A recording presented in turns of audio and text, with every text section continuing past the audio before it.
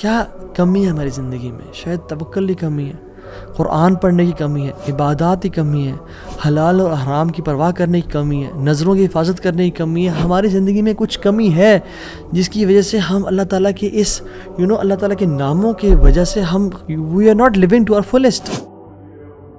ایک شخص اس کو 1000 دینار چاہیے تھے. وہ ایک شخص کے پاس گیا، اپنے جاننے والے کے پاس، اور کہا کہ مجھے 1000 دینار چاہیے. تو اس نے کہا کہ ٹھیک ہے میں تجھے دے دوں گا، بس تو ضامن ایک لے آ جو اس کی ضمانت دے اور گواہ لے آ، میں تمہیں دے دوں گا، مجھے پرابلم نہیں ہے. وہ شخص مسکین تھا، کوئی اس کے جاننے والا نہیں تھا، لیکن اللہ والا تھا وہ. اس نے کہا دیکھ میری بات سن، میرا ضامن بھی اللہ ہے اور میرا گواہ بھی اللہ ہے. میں اللہ کو گواہ بنا کے کہہ رہا ہوں کہ میں تمہیں واپس کروں گا. اس کو اس بندے کی تقوی پہ یقین آیا اور اس نے کہا کہ چلو میں دے دیتا ہوں، یہ اللہ کو گواہ بنا رہا ہے، اتنا بڑا جھوٹا تو نہیں ہوگا. اس نے دے دیا. اس نے کہا میں تجھے اللہ کے اس نام پہ تجھ پہ میں ٹرسٹ کرتا ہوں. یہ شخص پیسے لے کے اس نے کاروبار کرنا تھا، یہ چلا گیا. یہ جب کشتی پہ بیٹھا، سوار ہوا، دوسری طرف اترا، اپنا کام شام کیا، واپس آیا. جو دن اور جو مقرر وقت آیا ہوا تھا، جب وہ کشتی پہ آیا واپس، ایک سمندر کے پار یہ شخص تھا، تو جو لاسٹ کشتی تھی وہ نکل گئی. یہ سر پکڑ کے بیٹھ گیا کہ میں نے تو آج وعدہ کیا تھا اور اللہ کو ضمانت دار بنایا تھا اور گواہ بنایا تھا. اب اگر میں آج اس تک مال نہیں پہنچاتا تو وہ کیا سوچے گا میرے بارے میں، اور اس کا تو ٹرسٹ اٹھ جائے گا، یعنی کہ میں نے اللہ کے نام پہ جھوٹ بولا اسے. تو آخری کشتی چلی گئی تھی. اس کے بعد تو کشتی نے اس دن جانا نہیں تھا. تو اس نے کیا کیا کہ یا اللہ میں نے تجھے ضمانت دار بنایا ہے اور تجھے میں نے گواہ بنایا ہے، تو تیرا کام ہے اس مال کو پہنچانا. اس نے ایک ووڈ لاگ لیا، اس میں سوراخ کیا، اس میں اس 1000 دینار، سبحان اللہ، 1 دینار از اے گولڈ کوائن. اور آپ ایک گولڈ کوائن کی آج آپ ورتھ لگا لیں، ان لیکس، ان ملینز. اس نے کیا کیا، اس کو اس ووڈ لاگ میں ڈالا، پرچی لکھی اور اس میں ڈال کے بسم اللہ پڑھ کے آگے بہا دیا. کیسا قادر ہے، کیسا قدیر ہے.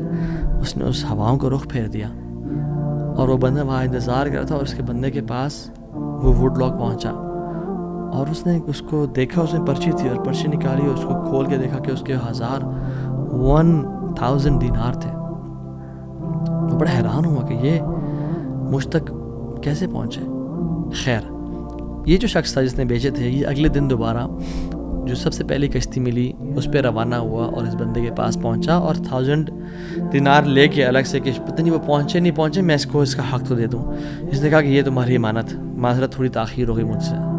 کہتے ہیں تو کل تم نے مجھے پیسے نہیں بھیجے؟ کہتے میں نے بھیجے. پھر اس نے کہا جس رب پہ تو نے توکل کیا ہے نا، جس رب کو تو نے ضمانت دار بنایا تھا، اس رب نے تیرا مال مجھ تک پہنچا دیا، مجھے اس مال کی ضرورت نہیں ہے. اللہ تعالیٰ کے نام جو مسلمان جانتا ہو کہ میرا رب میں یہ کوالٹیز ہیں، اور یہ تو صرف 3 ہیں اور ہزاروں ہیں اس کے علاوہ، وہ کیسے بات پریشان ہو سکتا ہے؟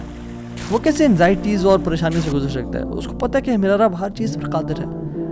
قل هو القادر على ان يبعث عليكم عذابا من فوقكم، وہ قادر ہے کہ اس بات پہ کہ تم پہ عذاب لے آئے. ان المتقین فی جنات ونہر فی مقعد صدق عند ملیک مقتدر. عند ملیک مقتدر، وہ مقتدر بھی ہے، وہ ہر چیز پر قادر ہے.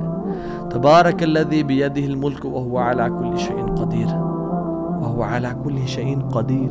وہ قادر بھی ہے، قدیر بھی ہے، مقتدر بھی ہے. تو پریشانی کس بات کی ہے جب ہمارا رب ہے اور وہ ہر چیز کو کنٹرول کر سکتا ہے، اور ہم اگر اللہ والے بن جائیں تو پھر آپ یقین جانیں کوئی مسئلہ نہیں رہے گا. ہر پریشانی کو وہ آسانی میں ایسے بدل سکتا ہے. اس نے صرف کن کہنا، وہ بدل جائے گا. انما امره اذا اراد شيئا ان يقول له كن فيكون. فسبحان الذي بيده ملكوت كل شيء وإليه ترجعون.